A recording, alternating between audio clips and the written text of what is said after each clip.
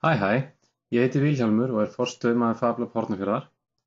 Við ætlum að skoða hvernig við færum skjöl úr SketchUp og yfir í VCarve Pro.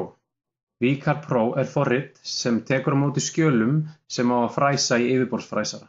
Í þessari teikningu höfum við búið til borð og við erum búin að búa til umhverfið í kring sem að borðið átt að falla inn í. En við erum auðvitað ekki að fara að fræsa allt þetta, við erum einungis að fara að fræsa þetta neðri partinn af borðinu.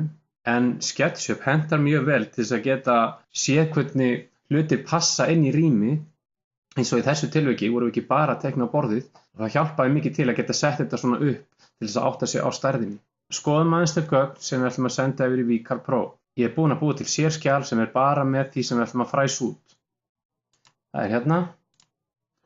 Ok, þetta er borðið. Í þessu tilviki ætlum við ekki að fræsa út borðplötuna, hún kemur tilbúin. En þetta er allt saman í 12 mm efni. Það sem við sjáum núna er það að allt er samsett. Þegar við erum að senda skjöl yfir í VCarve, þá rauninni þurfum við ekki að fletja þau út og leggja þau niður. Það er nóg að búa til eitthvað sem heitir component. Hérna er búið að búa til component, ég ætla að færa með hans frá hérna. Og ég ætla að íta á copy move tool, ég ætla að færa þeim til hliðar til sýninguna. Svona. Núna er þetta hérna ein eining og það er búið að búa til component. Ég get farið núna að fara tilbaka og sagt explode, þá verður þetta bara venjulegt form. Til þess að búa til component þá þarf ég að velja allt formið. Og ég þarf að smella hérna, make component og skýra hvað componentin á að heita. Ég læt hann bara heita þetta, create.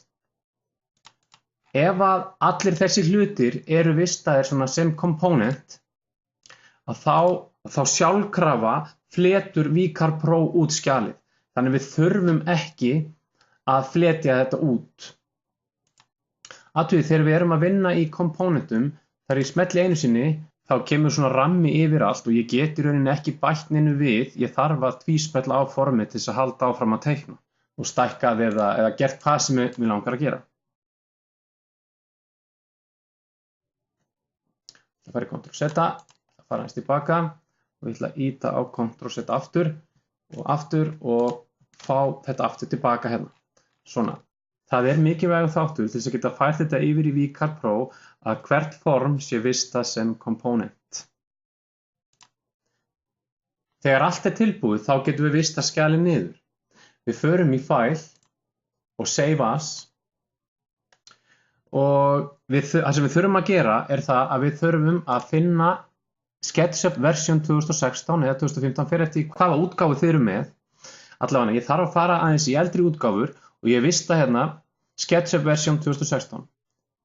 Annað sem er gríðarlega mikilvægt, það mega ekki vera neinu íslenski stafir í heitin á skjalinu. Þess vegna ætla ég að skrifa hérna board 2016 til þess að ég viti hvaða útgáfa þetta er og ég segi save. Skjalið vistast niður. Við getum rauninni núna bara að loka skjalinu. Ég ætla að opna VCarve Pro. Ég er búinn að fara í File og gera nýja blaðsíðu. Sér að gera það aftur kannski. Hérna er blaðsíða, stærðin á borðinu. Þetta er rauninni heildarstærðin á fræsaranum, 3 metrar sinnum 1,50. Við erum með 12 mm crossfið sem við ætlum að fræsa í. Og þetta hérna er núllpunkturinn okkar, þetta hérna hotn, við erum með millimetrum og ég geri OK. Næsta skref er að opna og sækja SketchUp-skjal. Ég geri File og ég geri Import Vector og það er hérna board 2016 Open. Hérna fæ ég fullt af valmöguleikum, við getum aðeins farið yfir þetta, Explode Flat Layout, þá fletur hann þetta út. Orient by material, face with selected material is top face. Við erum að velja ofan á hvert face, þannig að við sjáum ofan á. Sjáum þetta betur á eftir. Síðan eru þetta stillingar sem við getum séð hérna. OK, import all visible data in the file, það er mjög mikilvægt. Svo gerum við OK. Og nú sjáum við að VCarve Pro er búinn að fletja út alla komponentin okkar og raða þessu á borðið. Við komum þessu ekki á eina plötu vegna stærðar, þess vegna þurfum við að fræsa þetta út í 2 umferðum. Þetta er villan sem kemur upp ef við sækjum skjal inn í VCarve Pro sem er með íslenska stafi. Já, það er mjög mikilvægt að það sé ekki íslenski stafir í skjalarheitinu. Það má heldur ekki vera íslenski stafir í usernameinu. Skoðum aðeins hvernig þetta er að fara fram hjá því.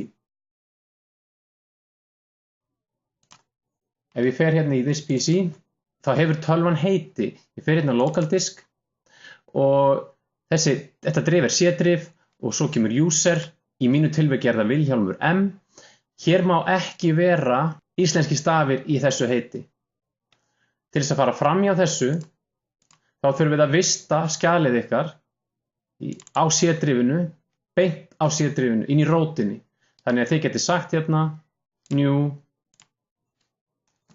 gogn, ég ætla ekki að nota neina íslenska stafi, smelli hérna, þið setið sem sagt SketchUp skjalið ykkar hérna inn og farið í VCarve og importið frá þessari möppu.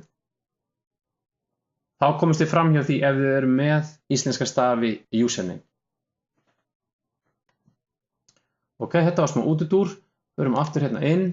Við ætlum ekki að hafa þetta lengra SketchUp og VCarve Pro, en hér á eftir sjáum þið myndir af útkomunni eða loka niðurstöðunni. Ef þið viljið læra meira VCarve, þá eru sérkennslumyndbönd þá forrit inn á YouTube eða fabla.is. Takk fyrir.